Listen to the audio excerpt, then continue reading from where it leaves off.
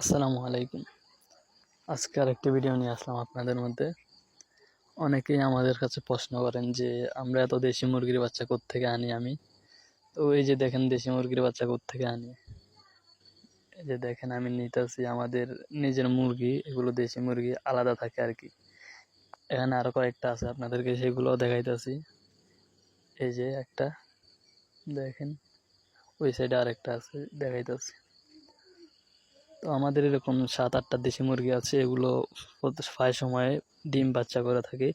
এই বাচ্চা ফোটার সাথে সাথে আমি এই বাচ্চাগুলোকে আলাদা করে দিই। আলাদা করে দেওয়ার কারণে এই 10 দিন 15 দিনের মাথায় এগুলো আবার ডিম ফেরে আবার কুচে বসে যায়। এর থেকে আমাদের এত দেশি মুরগির বাচ্চা। আর এখানে আগে যেগুলো বাচ্চা দেখাইতেছিলাম ওইগুলো কালকে ফুটছে আর আজকে এই 5টা ফুটছে, এই 5টা নিয়ে আসছে। আর এখন খাঁচায় যেগুলো দেখাইতেছি এগুলোর বয়স 15-16 দিন।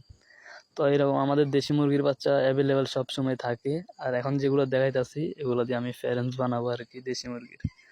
আর এই সাইডে আজকে ডিম উঠানো হয় না আমাদের ফার্মি মুরগিগুলোর, আমি ডিম উঠানোর জন্য যাইতেছি।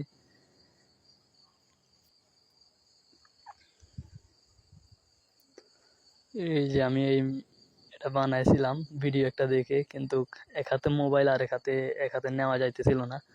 অনেক চেষ্টার পর আমি যখন এটা নিতে না পারি তখন আমি এটা রেখে দিই। এই যে দেখেন, এই যে এখন খাঁচায় যেগুলো ছিল আমি খাঁচার থেকে ডিমগুলো নিয়ে নিই। এই যে মাশাল্লাহ আমাদের 4টা ফিমেল আছে, একটা মেল আছে। 4টা প্রতিদিনে ডিম পাড়ে মাশাল্লাহ। ডিমের সাইজ অনেক ভালো।